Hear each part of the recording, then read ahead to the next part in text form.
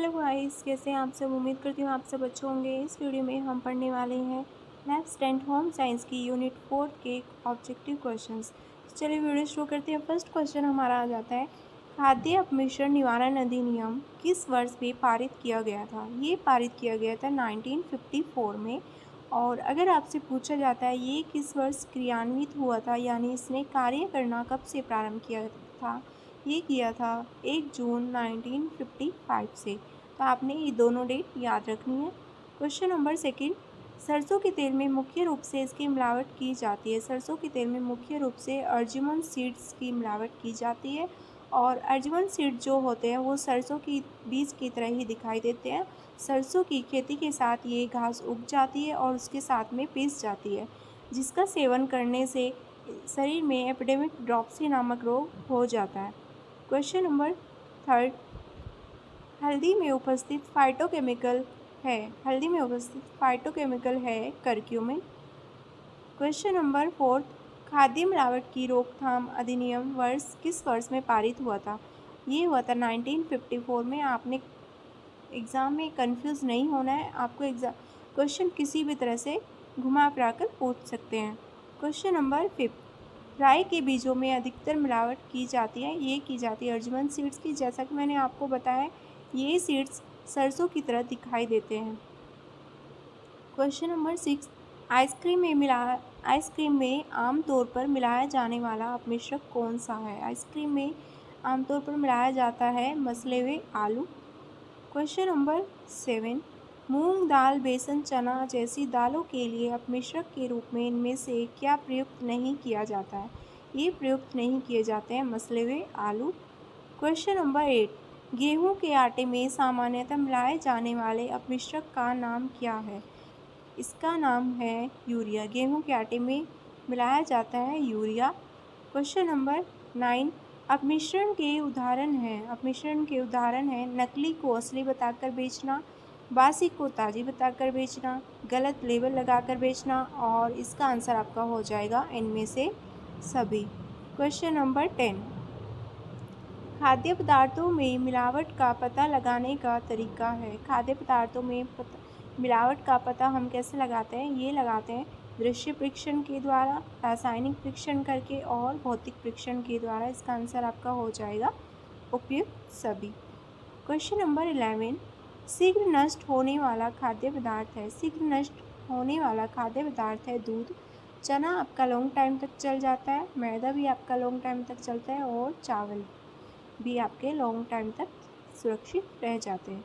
Question number 12, भोजन विषाक्त होने का कारण है। भोजन विषाक्त होने के कारण है कम पका हुआ भोजन, संक्रमित रसोई, पके हुए भोज्य पदार्थों को लंबी अवधि तक रखना। तो इसका आंसर आपका हो जाएगा इनमें से सभी।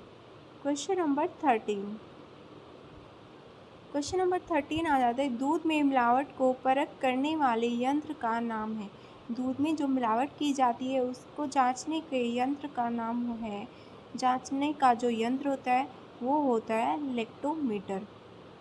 क्वेश्चन नंबर 14, भोजन को बचाना चाहिए मक्खियों से। मक्खियों से भोजन दूषित हो जाता है और शरीर में अनेक प्रकार की बीमारियां हो जाती हैं।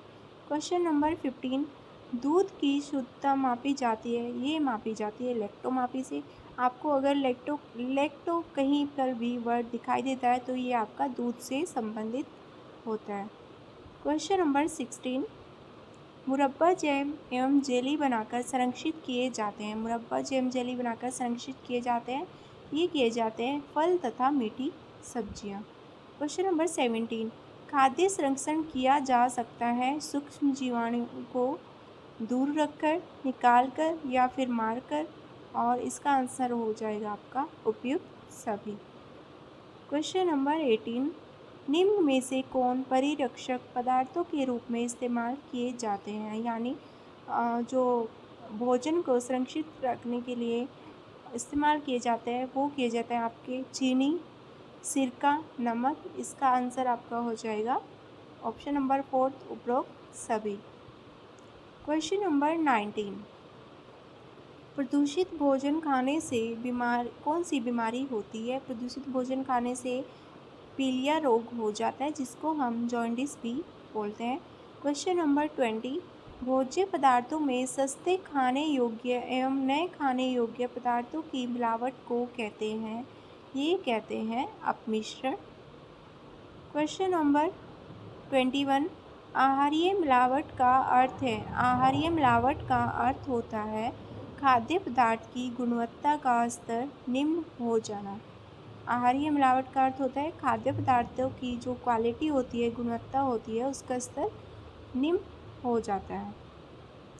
क्वेश्चन नंबर 22, कीटनाशक दवाइयों का कुप्रभाव दूर करने के लिए सामग्री को अच्छी तरह क्या करना चाहिए? हमें उसको अच्छी तरह से धो लेना चाहिए।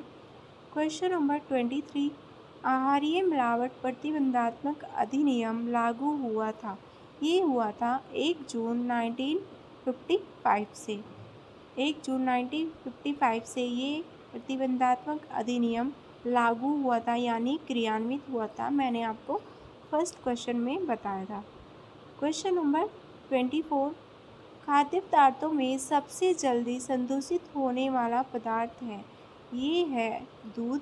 फल आपका लॉन्ग टाइम तक चलता है, सब्जियां भी आपकी थोड़ा ज़्यादा दिन तक चल जाती हैं और केचप भी आपका लॉन्ग टाइम तक चलता है। क्वेश्चन नंबर 25, इनमें से कौन खाद्य संरक्षण की घरेलू विधि नहीं है?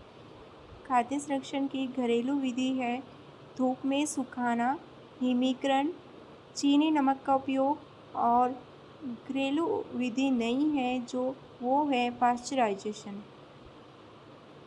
क्वेश्चन नंबर 26, खाद्य पदार्थों का परिरक्षण करने के अंतर्गत क्या आते हैं? ये आ जाता है आपका जैम, जेली तथा मुरब्बा बनाना, स्क्वैश, शरबत तथा अचार बनाना। इससे खाद्य पदार्थों का परिरक्षण हो जाता है। इसका आंसर आपका हो जाएगा 1 और 2 दोनों। क्वेश्चन नंबर 27, भोज्य पदार्थों के संरक्षण के लिए कौन सा रासायनिक पदार्थ का व्यवहार नहीं किया जाता है?